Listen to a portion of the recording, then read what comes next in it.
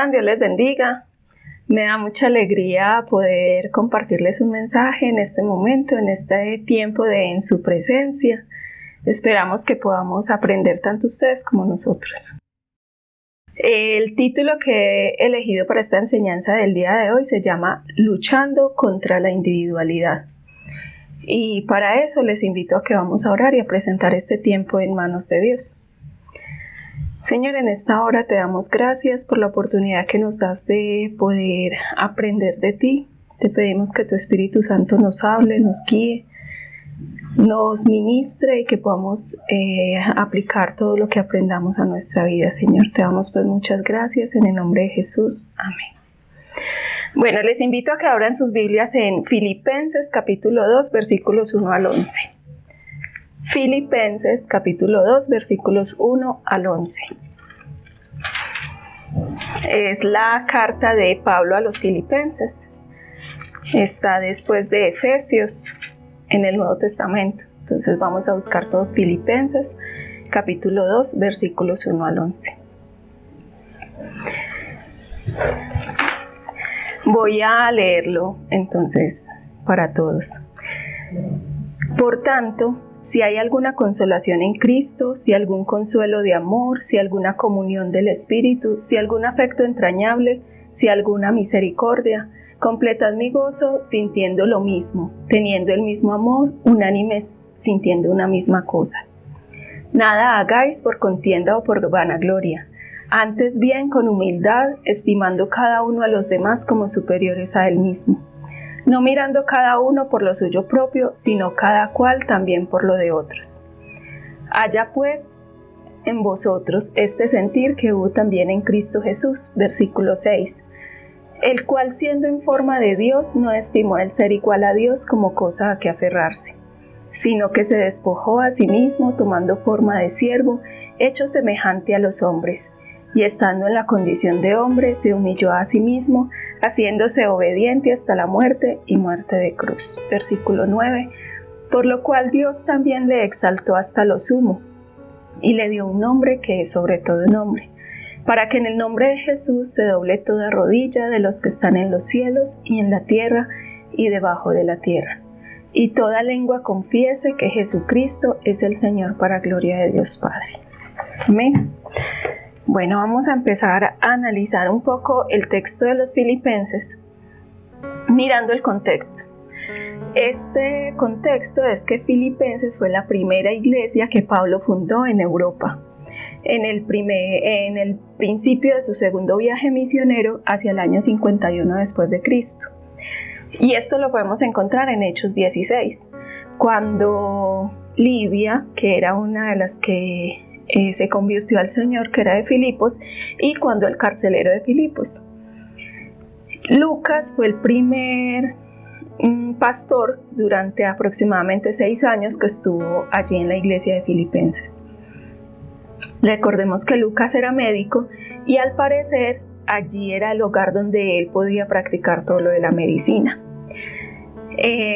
Hablan varios teólogos que posiblemente el acompañamiento de Lucas o el pastoreo de Lucas hizo de esta iglesia el carácter que tiene, de una iglesia generosa, de una iglesia que se preocupa por los demás. Encontramos que como es una carta, la carta de Pablo a los Filipenses, ¿cierto? Entonces vamos a analizar qué lleva una carta. ¿Qué es lo primero que miramos en una carta? El autor. O sea, ¿quién es el remitente de esta carta? Todos sabemos que es Pablo porque él mismo lo dice. Y si miramos el versículo 1 del capítulo 1, dice Pablo y Timoteo, siervos de Jesucristo, a todos los santos de Cristo Jesús que están en Filipos, con los obispos y diáconos. Entonces, Pablo es el autor. Pablo estaba en ese momento en la cárcel. Habla la Biblia en el versículo 7 de este mismo capítulo 1, como me es justo sentir esto de todos vosotros por cuanto os tengo en el corazón y en mis prisiones y en la defensa y confirmación del Evangelio, todos vosotros sois participantes conmigo de la gracia. Pablo le escribe a la iglesia de Filipenses desde la cárcel, lo mismo que lo escribió la carta a Filemón, a Colosenses y Efesios desde la cárcel. Llama la atención que Pablo estaba en Cesarea defendiendo como en su encarcelamiento, defendiendo de por qué lo tenían en la cárcel. Y desde allí, en ese momento, escribe a la iglesia de los filipenses. ¿Quiénes son entonces los receptores? Ya sabemos que el autor es Pablo. ¿Quién es el receptor o los destinatarios? Los destinatarios son la iglesia que estaba en Filipos. Pablo supo del interés de los filipenses por él, que lo ayudaban, y eso lo vemos a lo largo de la carta, que estaban pendientes de él.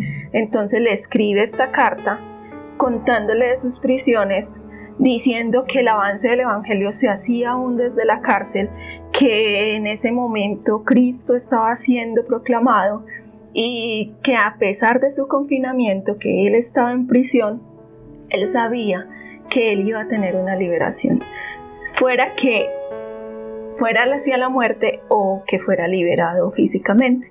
Entonces Pablo les escribe desde la cárcel, y las palabras que más utiliza en la carta a los filipenses es gozo y regocíjense.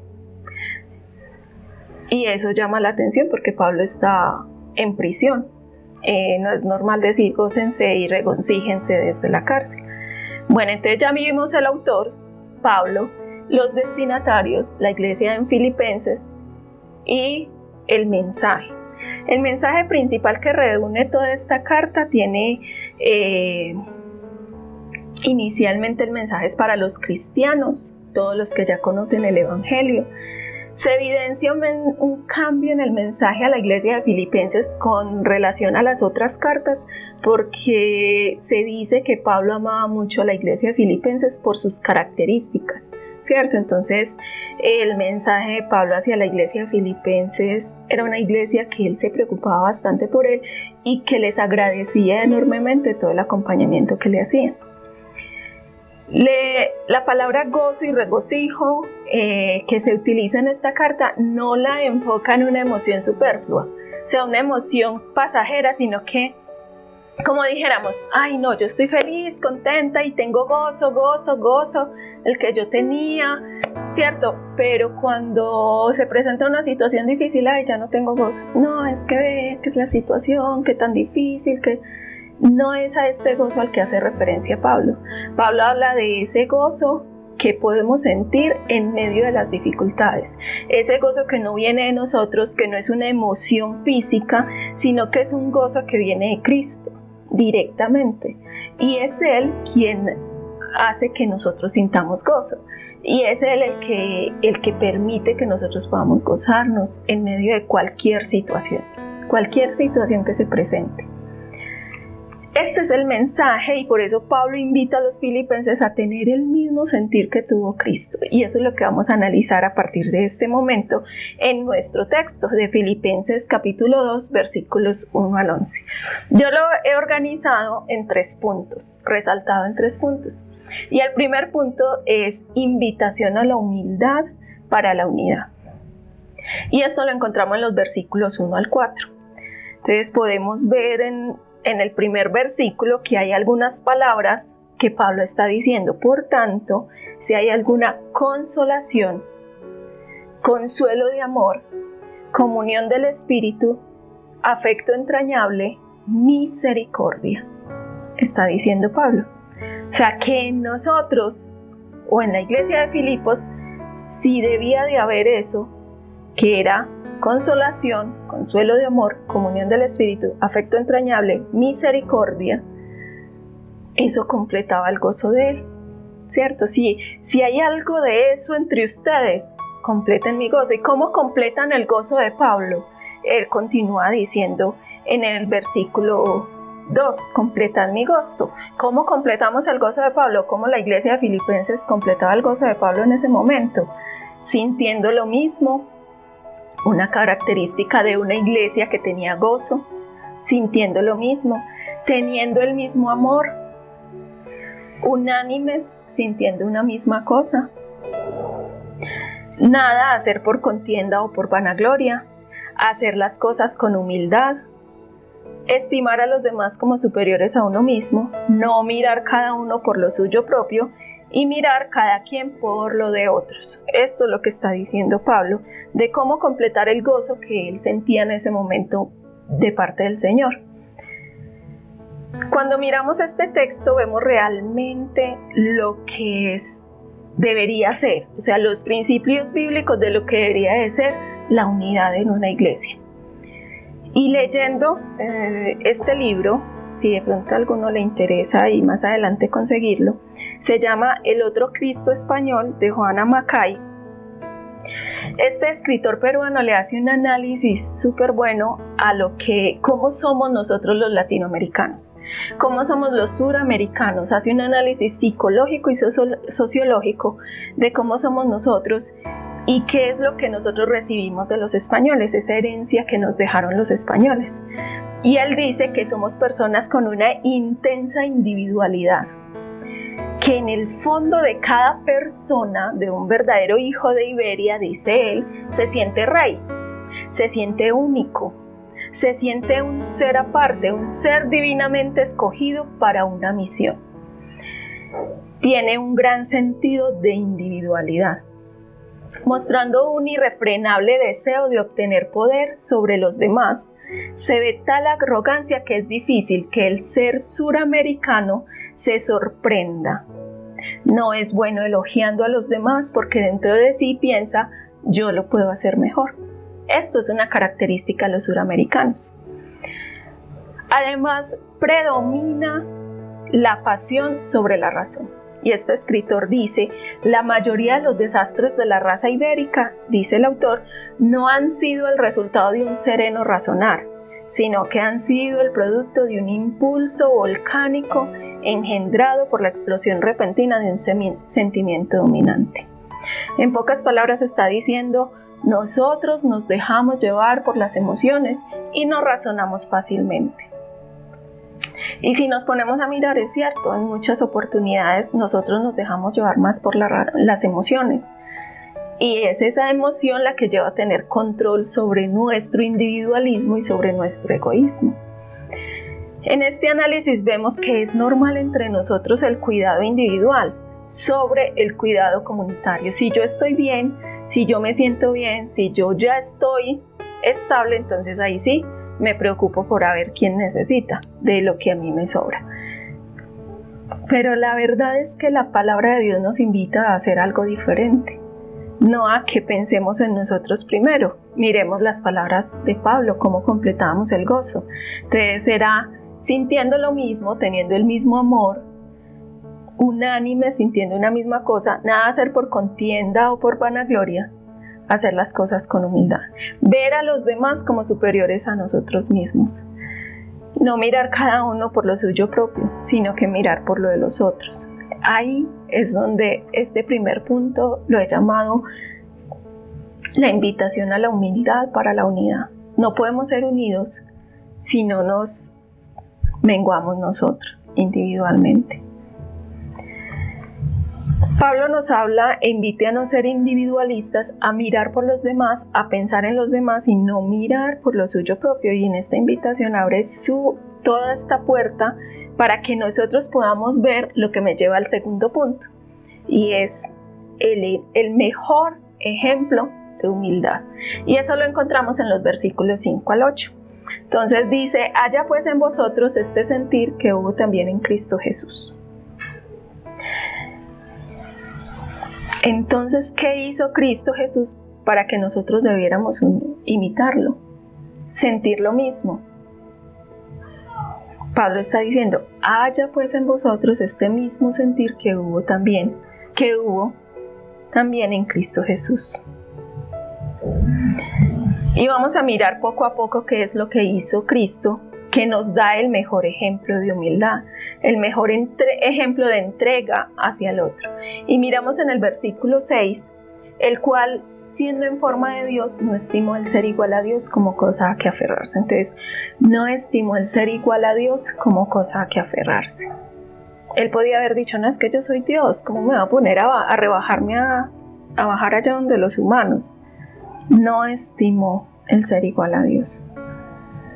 El segundo lo vemos en el versículo 7, sino que se despojó a sí mismo. Se despojó a sí mismo, se soltó de su divinidad para poder bajar a la tierra y ser un humano, o sea, tomar forma de siervo.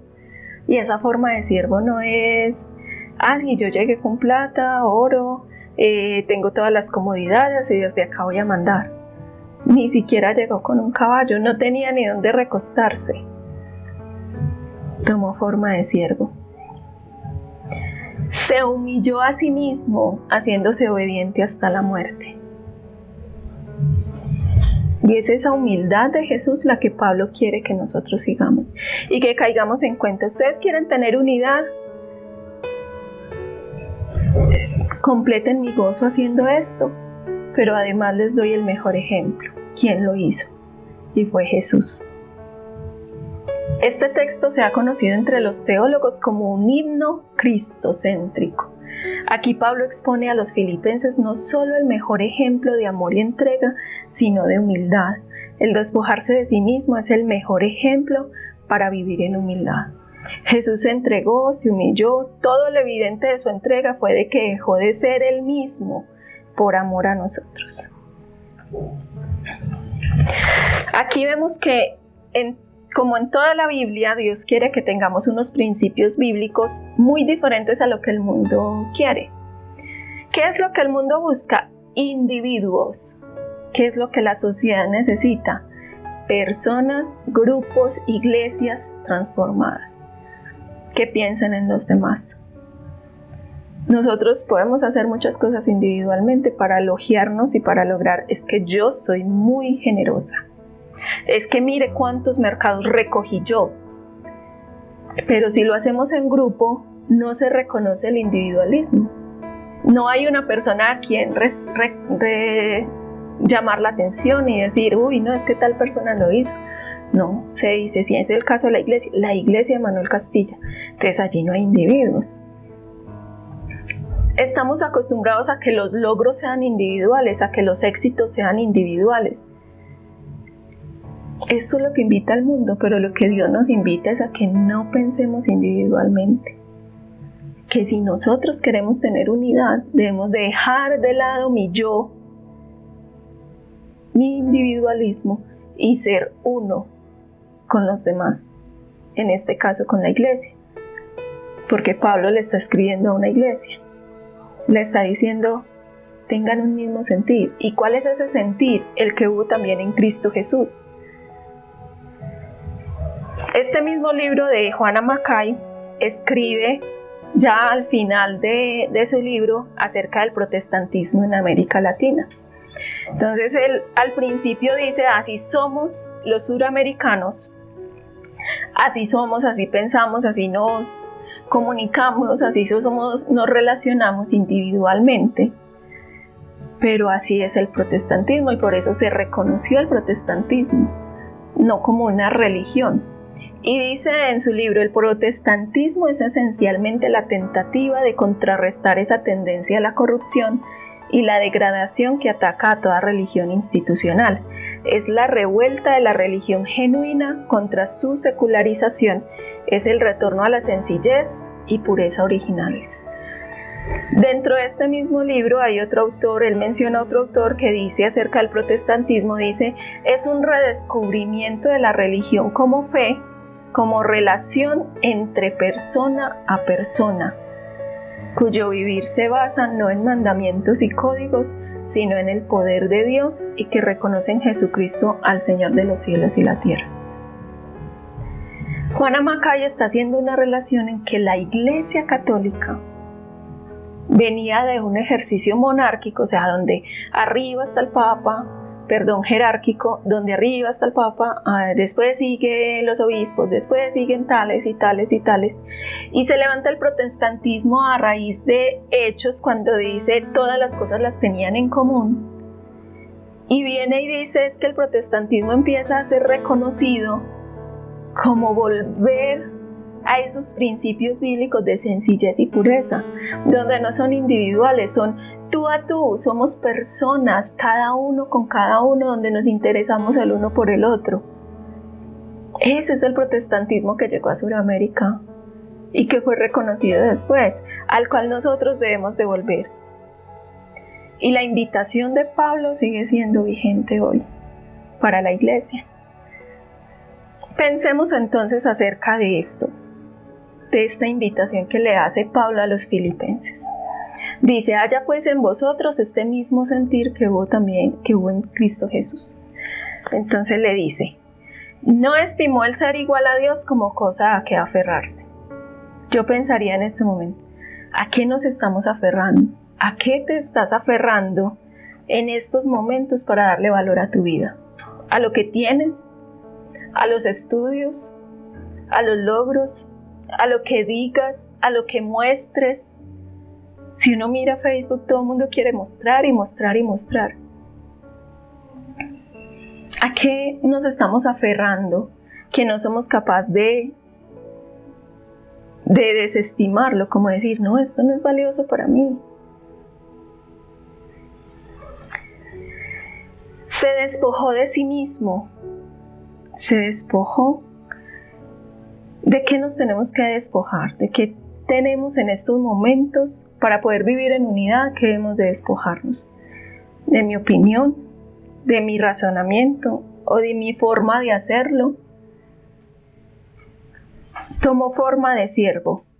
Y en este momento que estamos en cuarentena, me pone a pensar qué tanto le hemos servido a los otros, a los que vivimos en casa, con los que estamos conviviendo en este momento, qué tanto estamos sirviendo. Jesús tomó forma de siervo. Y si ese es el mismo sentir que nosotros debemos de tener, ¿cómo estamos sirviendo?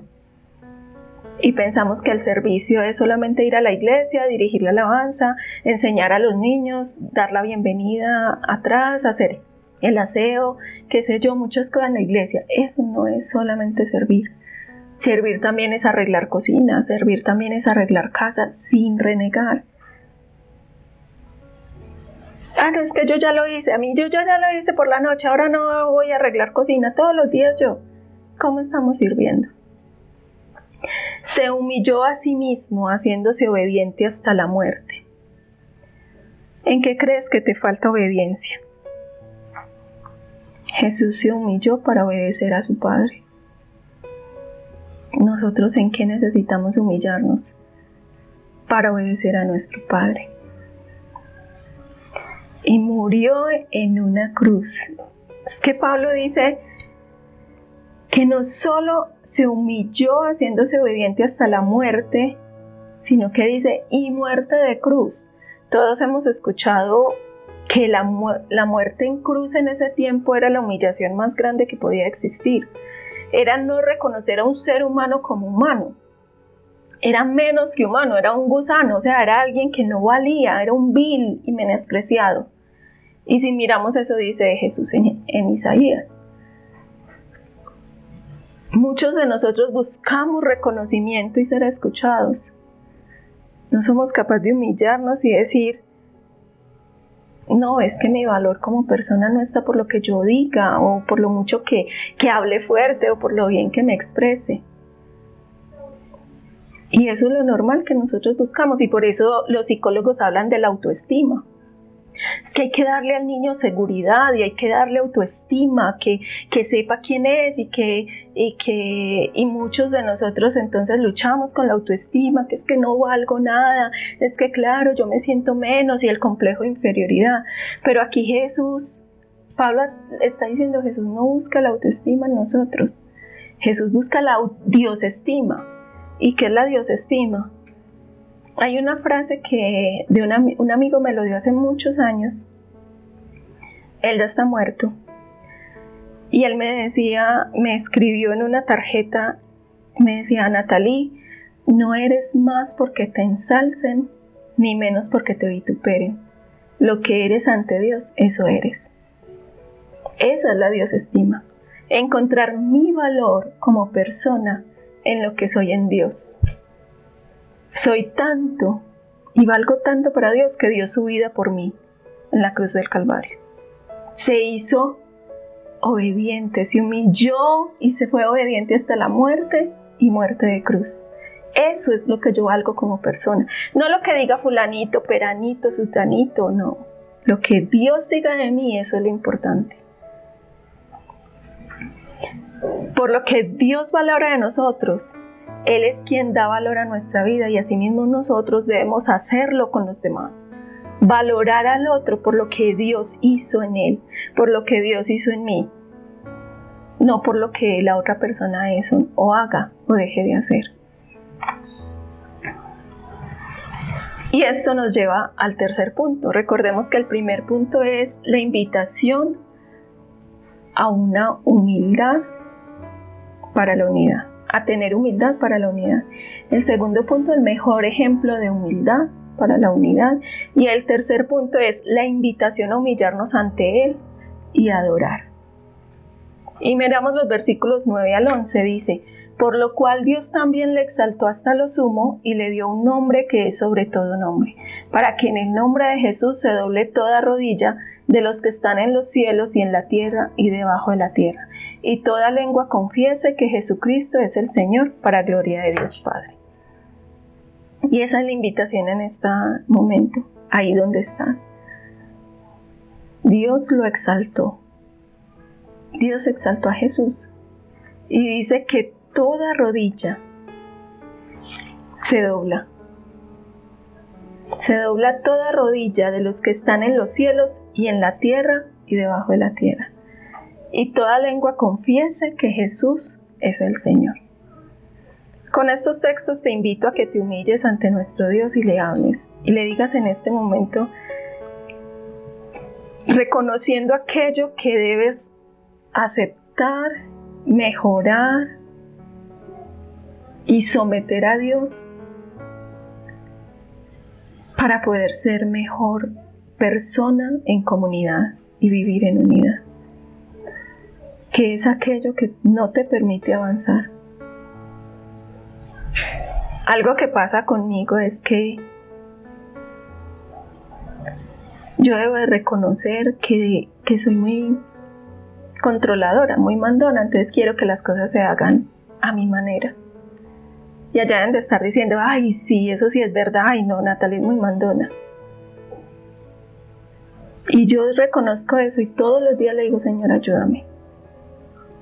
Debo dejar de ser así para poder vivir en unidad. Aceptar que los demás también tienen buenas ideas. Aceptar que Dios ha dado creatividad a todos. Y que no solo yo tengo las mejores ideas. ¿Qué debes de dejar tú? ¿Qué debes someter tú ante Dios? Y decir, Señor, ayúdame, porque si sigo así, no voy a aprender a vivir en unidad. Soy egoísta, individualista. Y también te invito a que alabes a Dios, porque dice que finalmente todos los seres humanos lo vamos a hacer. Adorarlo. Doblar nuestra rodilla es una señal de humildad, de humillación ante Dios, de sometimiento y decir, Señor, no mando yo, mandas tú. Y finalmente todo ser humano lo va a adorar, tanto el que cree como el que no cree. Entonces empecémoslo a hacer ahora.